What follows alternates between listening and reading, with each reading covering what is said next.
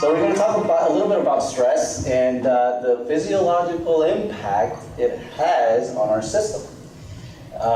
Most people that walk through my door are stressed out.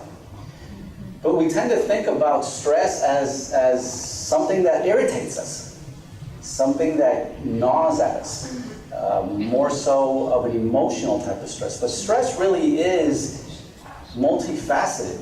It's not just emotional stress, it's not just psychological stress, it can also be physical stress.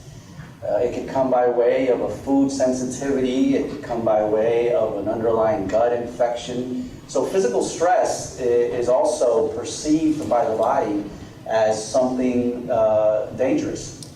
Emotional stress, like toxic relationships, loss of a loved one, a divorce, deadlines, traffic. So stress comes in many shapes and forms, and it's all cumulative. So your body perceives stress as a lump sum, as a whole. It doesn't compartmentalize. It doesn't say, oh, well, this is just emotional stress. I can deal with that this way. Or, no, that's just psychological stress. I can deal with that this way. And no, this is just a physical stress. I can deal with that this way. It's cumulative. So your body just perceives itself as being in danger. And it sets off certain mechanisms in order for it to survive. Now, stress is normal. We need stress. Stress is natural. We need some form of stress because that's what gets us going. Just like we need inflammation. Inflammation is also something that your body produces in order to defend itself, in order to repair and regenerate new tissue. So inflammation and stress, they're necessary. The time that stress and inflammation becomes a problem is if it's chronic and prolonged and consistent at high amounts.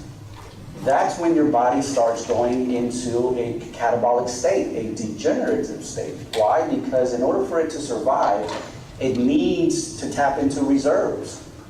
It needs to create hormones. It needs to create things like neurotransmitters. It needs to create things that allow it to keep going, and fighting off that perceived danger. Now, stress and inflammation, we were engineered to have them, but at spurts, such as when you're running away from a harmful situation. When you see a saber-toothed tiger, you need to run, you need to flee, or you need to fight in order to survive. But that's made to be only temporary. And since stress is cumulative, then you have to add on things such as a bad diet, your deadlines at work, a raunchy boss. So your body perceives all those things as it's being in danger. And it continues for days, weeks, months, and even years and decades. So anytime a patient comes into my office, they never say, this happened just yesterday. I started feeling this way. No, these are things that have continued on and on and on and accumulated until your body no longer is able to deal with that stress, is no longer able to adapt to that stress, and your resilience starts going down. Now your body goes into a catabolic state. It starts degenerating its own tissue in order to survive. It starts pulling from bone, calcium, phosphorus. That's where we get into osteopenia or demineralization of bone. It starts breaking down your own muscle fiber in order to get the amino acids to create hormones and to create the neurotransmitters necessary for it to keep surviving. So in summary, it's a catabolic degenerative state that we go into whenever we have this chronic stress go on unidentified, undiagnosed, and untreated. So that's a little bit of what the topic is going to be about, and I'm going to try to put it together and show you how stress impacts your physiology and how that physiology becomes dysfunctional to where it starts expressing symptoms. And the symptoms are going to be anything from a headache, chronic fatigue, muscle pain, joint pain, digestive issues. We have our nervous system that is connected to every organ in our body, but that nervous system is very, very sensitive to any type of stressor in the environment, any type of pathogenic bacteria, any type of emotional or toxic emotions from our upbringing, et cetera, et cetera. So starting here with my slides, the primary cause or the primary exacerbating factor of most mental disorders, including addiction and violent behavior, chronic stress. You set off the fight-flight mechanism. Flight, fight, fear, anger. Those things set off a series of events that your body starts using its reserves in order to keep going. Dictionary definition of stress: mental or bodily tension resulting from factors that tend to alter an existing equilibrium. Your body is all about equilibrium. It's all about homeostasis. It needs to be in balance. And we have our nervous system, our autonomic nervous system, which has two arms: the sympathetic nervous system and the parasympathetic nervous system. Now, the sympathetic nervous system is turned on whenever we have that fight or flight dangerous event going on. Whatever your body perceives that it putting itself in danger, it turns on the sympathetic nervous system. And that sympathetic nervous system triggers certain reactions, certain chemical reactions in your body just to keep you in survival mode. And notice how it said mental or bodily tension. So it also comes by way of physical stress. Like I said, a food sensitivity that you've never identified, underlying gut infection, injury, sports-related injury, surgery, okay? Anything that your body perceives as it's being an offender. Again, we talked about the sympathetic nervous system. That's what is turned on with anger, fear, fight. Just like Suzanne mentioned, if you're in traffic, in rush hour, you already perceive that. You already get that going on a daily basis. Now, the fight or flight for survival is for brief emergencies. We weren't engineered to have this go on and on and on. It's for brief emergencies, like I said, for that saber-toothed tiger, in order for us to flee from it. It's the accelerator of the nervous system, and it's degenerative. Remember, degenerative because your body goes into survival mode, and in order for it to survive, it needs to start pulling from your reserves. Starts pulling minerals, starts pulling vitamins, starts breaking down your own muscle fibers to get the amino acids necessary to create the hormones and neurotransmitters it needs in order for you to fight or fly away. The parasympathetic nervous system, that's your regeneration. That is when you recover. And that's where your body needs to be in balance between the parasympathetic and the sympathetic. During the parasympathetic mode, you rest, you digest, you recover. If you're always sympathetic, go, go, go, one of the first things that goes is your digestive system. Why? Because when you're trying to run from a saber-toothed tiger, you don't want to digest.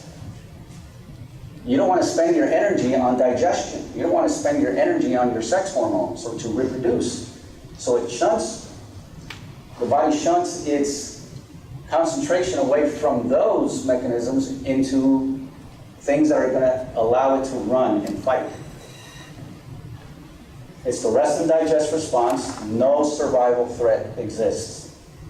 It's the brakes, and it's very regenerative. So we need to have a balance. Over 98% of the patients that walk in my door are sympathetic driven. They're sympathetic dominant. They're in a degenerative mode. They're in a catastrophic or catabolic mode. And by the time they get to my office, their organs have already started releasing its reserves in order to keep them in survival mode.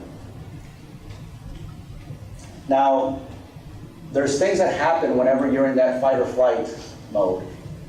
Certain things such as when you perceive a threat, which is an attack or a harmful event, or maybe even a food intolerance that you haven't identified, The brain processes this signal, goes into the amygdala, which is the fear, anger center. And your amygdala then ignites the hypothalamus. That hypothalamus then sends a signal to your pituitary, and the pituitary sends another signal to your adrenal glands. All that ends in production of a stress hormone called cortisol. Your body increases production of cortisol. Now, why does your body do that? Because cortisol is our body's natural anti-inflammatory agent.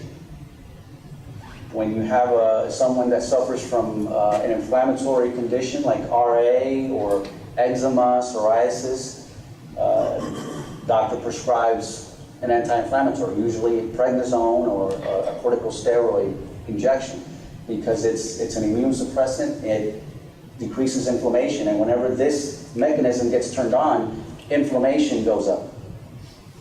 So cortisol is produced at high amounts by the adrenal glands in order to reduce inflammation, in order for you to run or fight.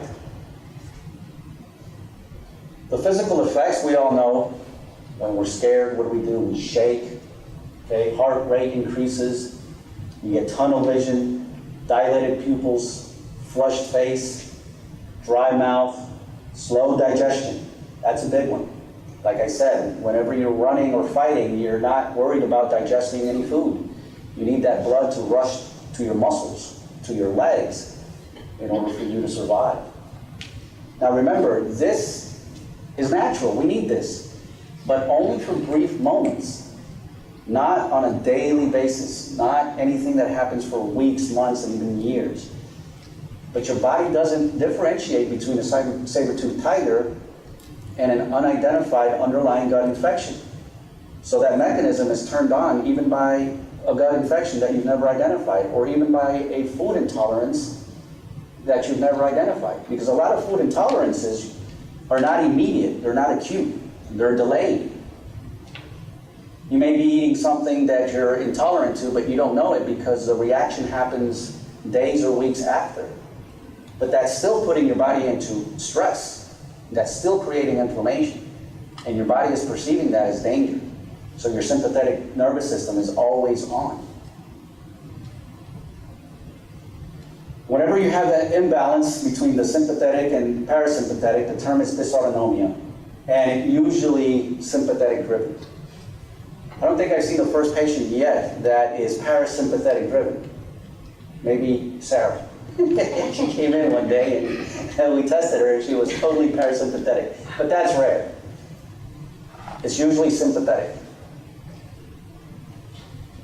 Why does chronic stress cause injury to body and brain? Exactly what I've been talking about. You go into survival mode and your body starts grabbing its own reserves, and you start breaking down your own tissue. When chronic stress occurs from overuse of the fight or flight sympathetic nervous system, burnout can occur. Now remember I said that when you're stressed, the adrenal glands produce cortisol. Now your adrenal glands produce cortisol at high amounts for a prolonged period of time. Your adrenal glands are like a racehorse. A racehorse was designed in order to sprint short distances for short periods of time. It's a race. But if you run that racehorse every day, all the time, it's going to crash, it's going to burn, and it's not going to be able to race anymore. So we are that racehorse, okay? And the jockey that's hitting that racehorse is our deadlines, family, debts, work, traffic, that food sensitivity, that underlying gut infection, that sports-related injury, etc., etc. And there's your racehorse. It's burnout. It's only for short competitions and not to run without rest. You've got to rest that racehorse. If you don't, then you're doomed. You're going to go to burnout. That's where everybody ends up. And what are the consequences of that burnout? That's just a partial list. The list is a lot bigger than that, but those are the most common ones. Addiction, nausea, headaches, back pain. You can read on and on and on. Depression, And I'm going to show you how it leads to depression.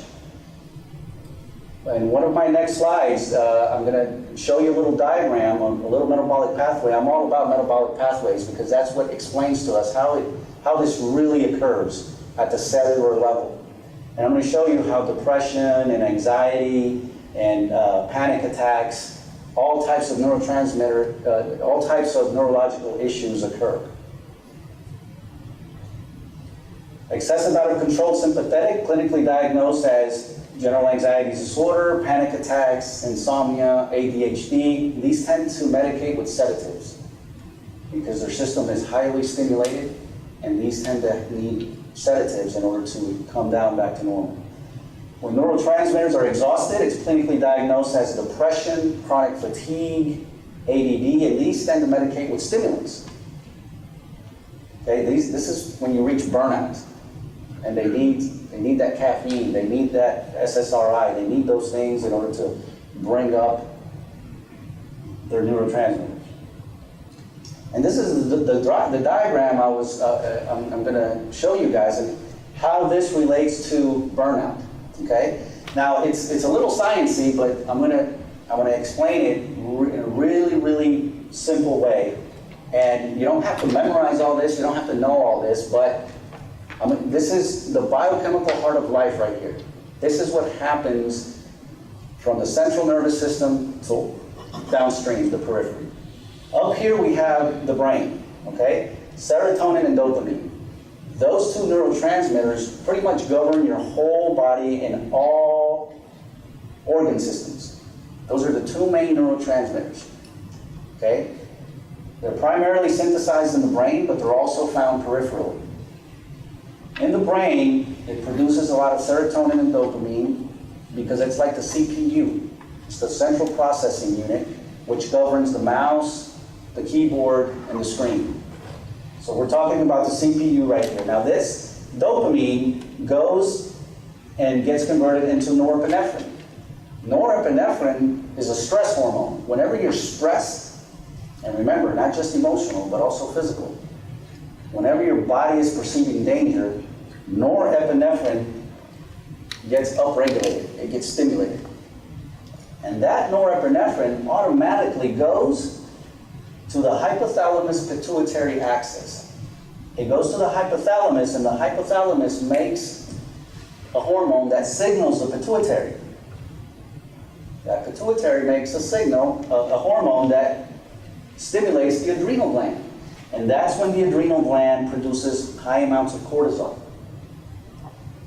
That's how this happens. But this is a positive feedback loop. It keeps going on and on and on. This loop right here keeps going on and on and on. The more stress you have, the more epinephrine is made, the more epinephrine made, the more cortisol made, and it just goes on and on and on. Now that is important. Why? Because this loop right here, it shouldn't dominate that pathway. There's other things that are dependent upon that pathway. And if you're only doing this circle right here, you're going to deplete everything else over here, which is important. I'm going to explain that to you. So this is what makes cortisol. Now, if you can see, cortisol goes and stimulates this metabolic enzyme, and with some methylation, and don't worry about knowing what methylation is. It's just a process that needs to occur in order for you to quench inflammation.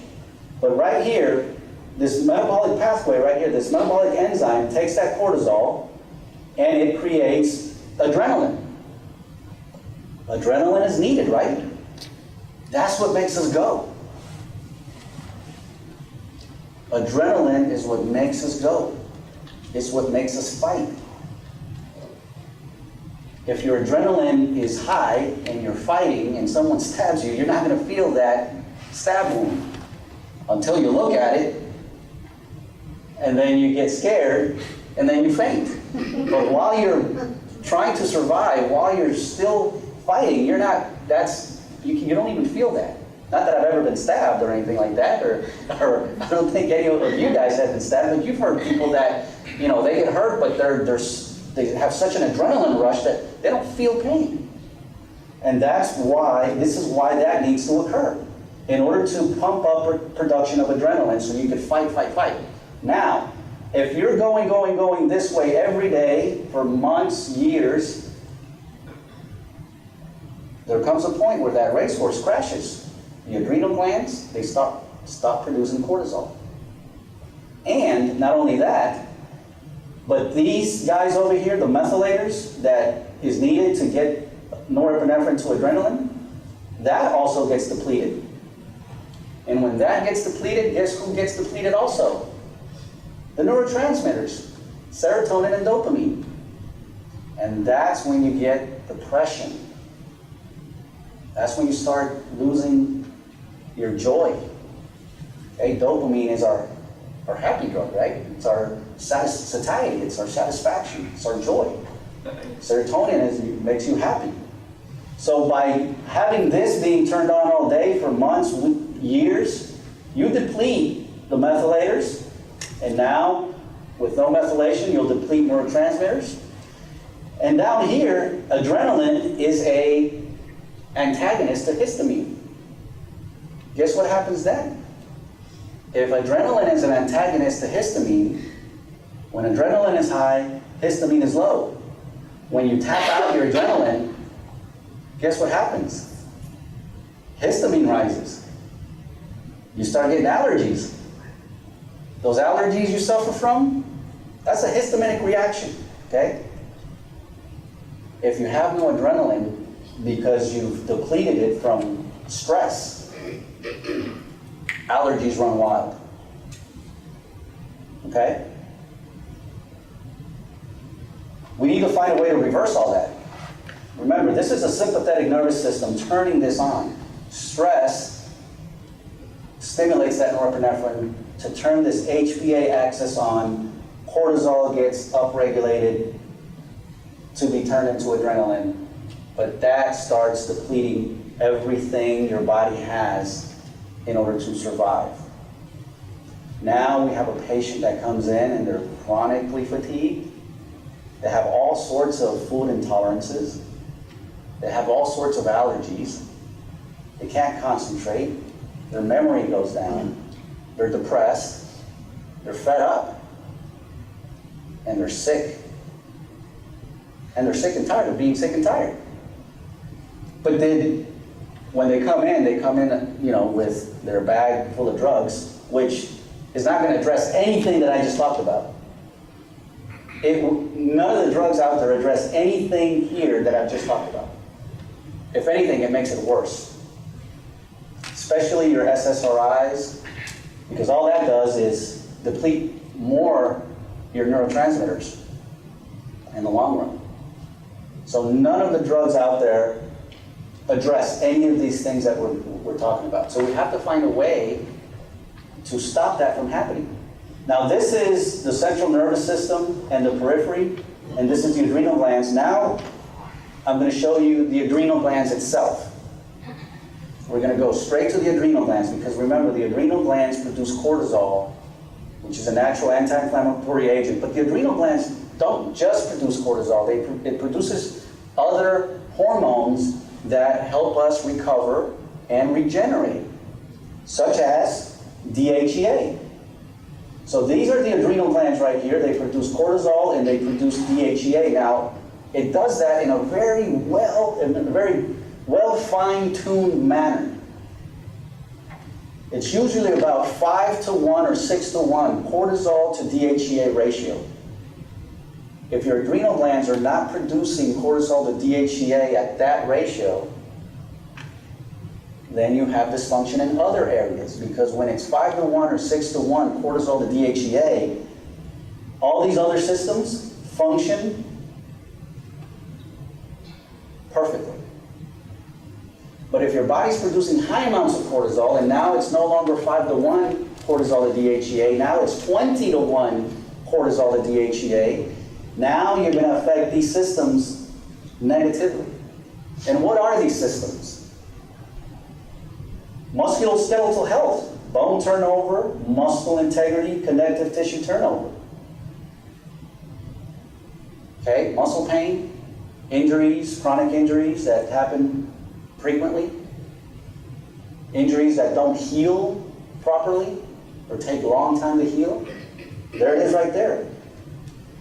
Carbohydrate metabolism. Here's your cell energetics. Glucose homeostasis, cell energetics. You don't create energy. You're tired. You crash during the day. Eicosanoid modulation, that's your immune system. Your adrenal glands affect your immune system. 5-to-1 cortisol to DHEA, it affects your immune system in a positive light. When that ratio is off, your immune system has no regulation, no immune regulation. Also, detox capacity. Your liver depends on your adrenal glands.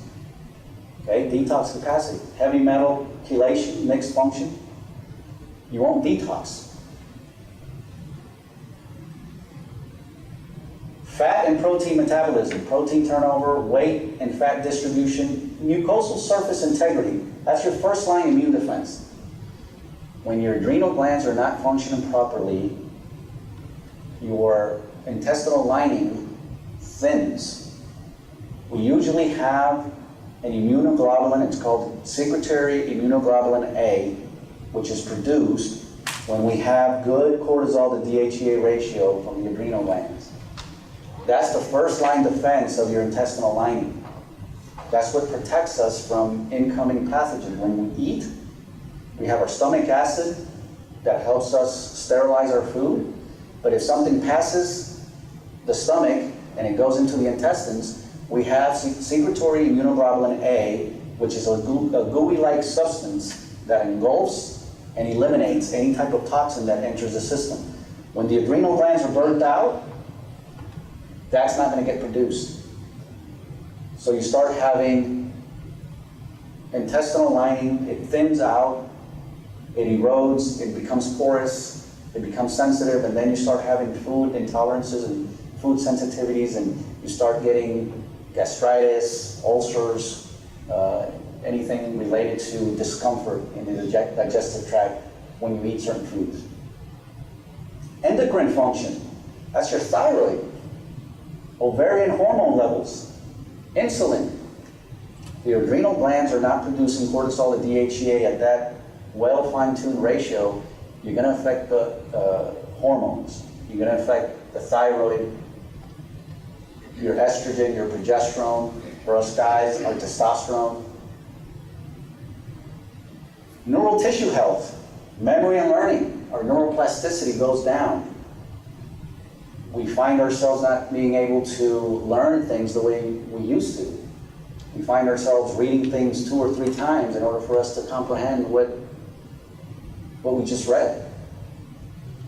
Quality of sleep and mood, insomnia, difficulty falling asleep, or difficulty staying asleep.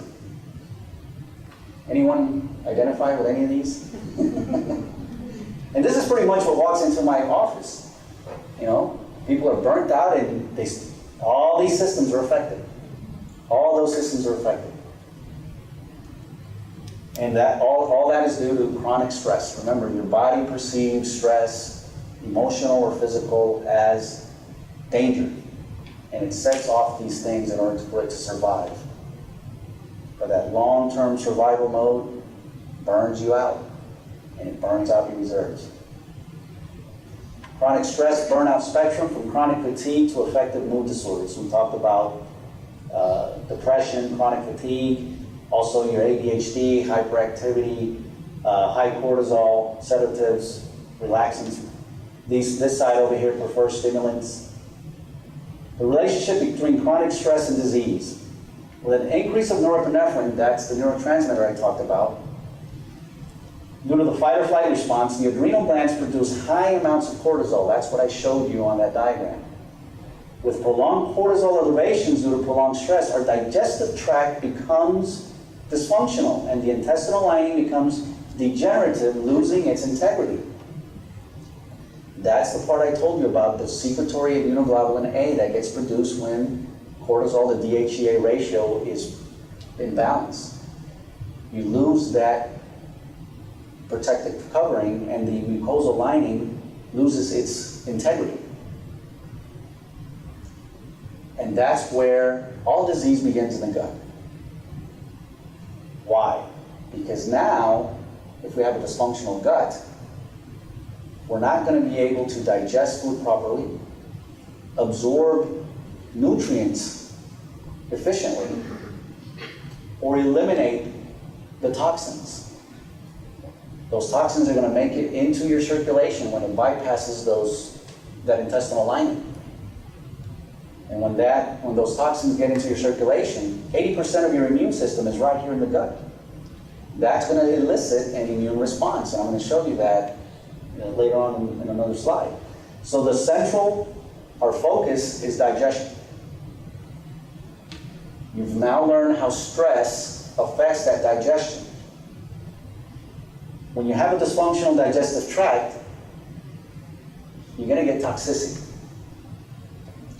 That toxicity is going to come into the circulation, and it's going to elicit an immune response and cause inflammation. And that inflammation is going to create an imbalance. An imbalance where? Neural tissue, muscular tissue, joints, cardiovascular system, in all 11 systems.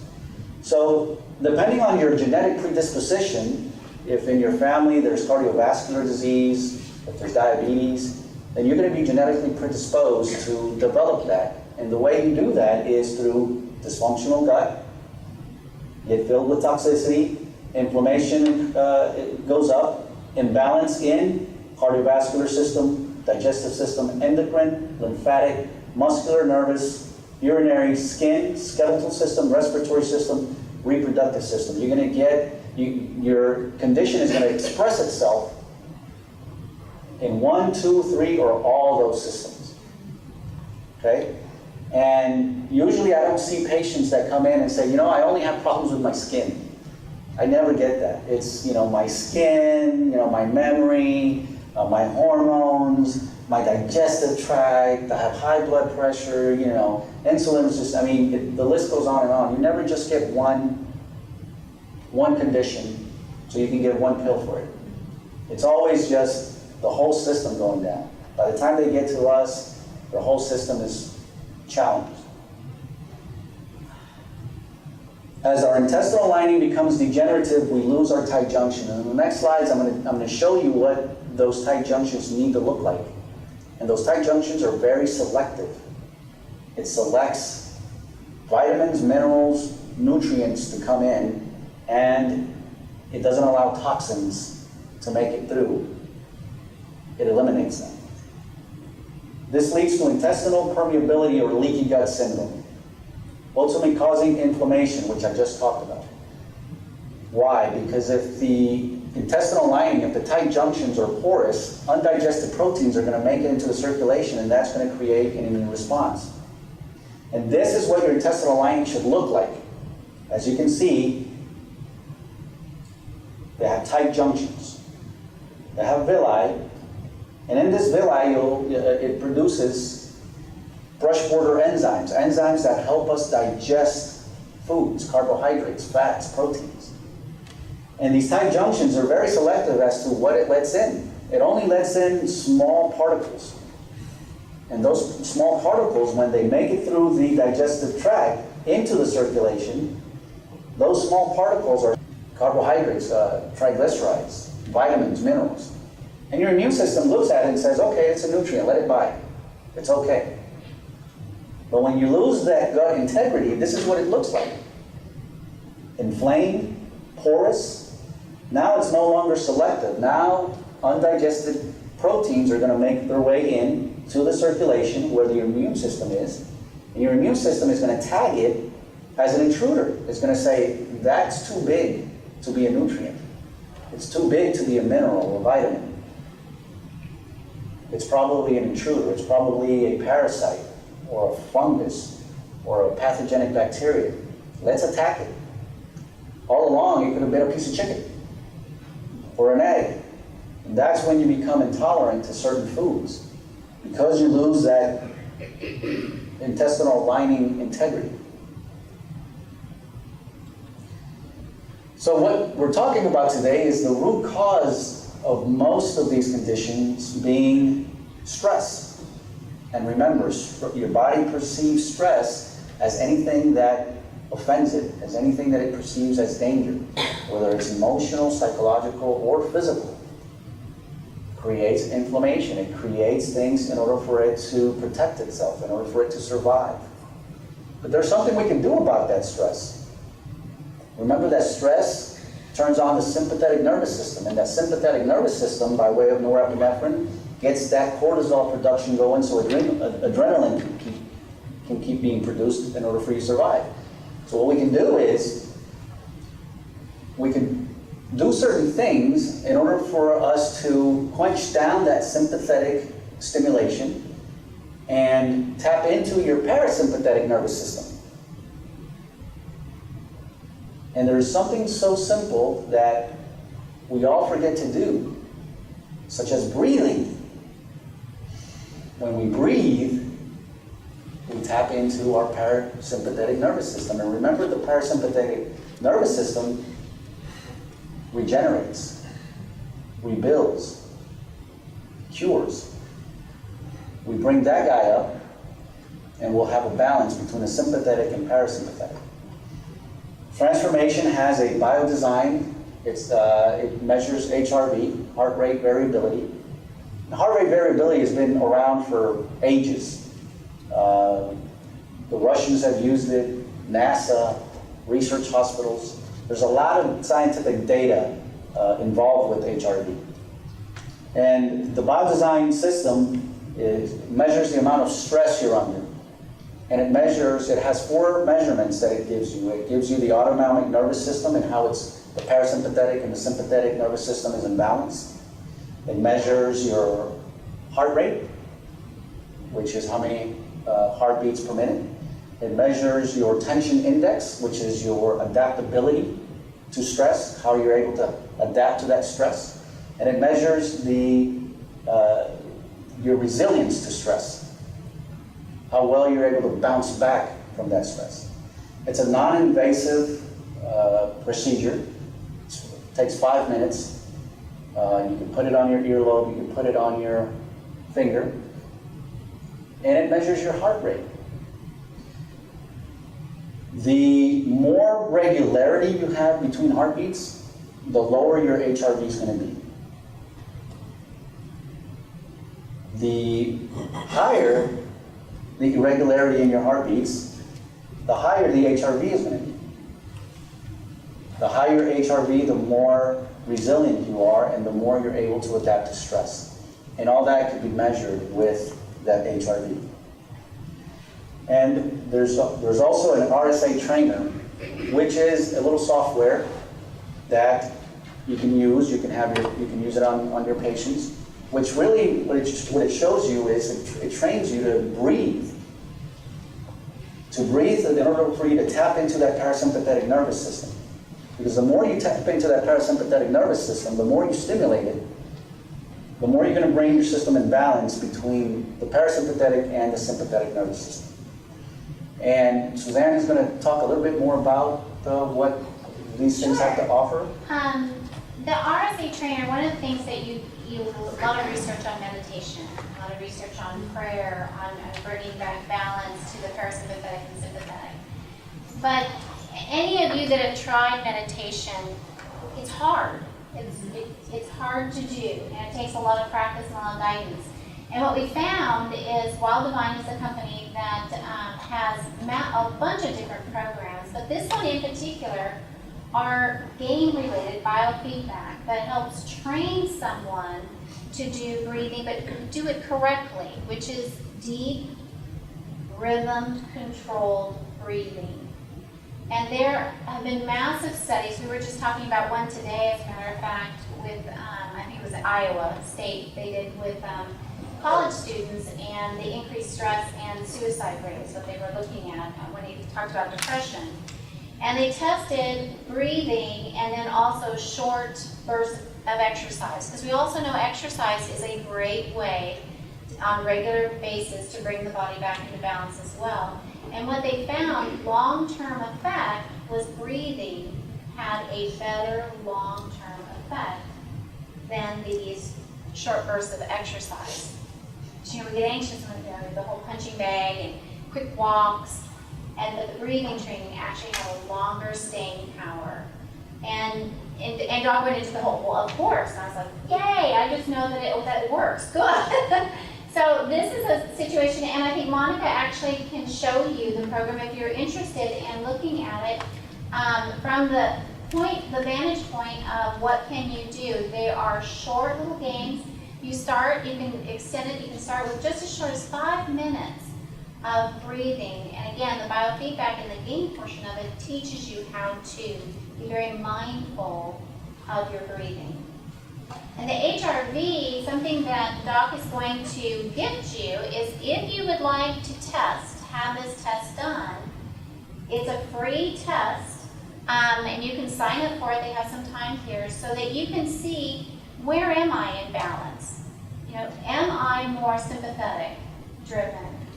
Where am I on my tension index, it's called? And that is, how hard do I actually have to work to keep my body in balance? And probably the most important is the resilience, and that is, how much bounce back do you actually have? Because what we find is when someone is really depleted, and then something catastrophic does happen, will they actually be able to come back and not just get into the loop of getting sicker? So that is something I think Sarah is going to help with as well too. As far as those two are concerned, we'd love for you to try that. What we found in our study, Doc led our study and the leaky gut study that we did at Transformation, and what we found, there were several people that had amazing results, and then there was some who did not have the results we thought they would. And what we found was this chronic stress issue. And you're right, a chicken or an egg kind of situation, but it was an interesting thing on not being able to get people out of that negative loops, actually positive loop, and try to stop it. And so we have at Transformation decided that we need to investigate this even more, which is why we invested in a software program with the HRV. And it's why we're looking beyond just the gut and looking at what else do we need to do to bring the body back into balance, because it is that important. Because at the gut level, we believe all disease starts in the gut, and you can reverse it. And that's what the great truth is you can reverse it. So spend some time with Doc. Doc, you have a couple things coming up that you're involved with. I thought we do have some healthcare professionals in the audience. Yes, for all of you practitioners. Might want to know. I am involved with the College of Integrative Medicine. I'm their international ambassador and director for Latin America.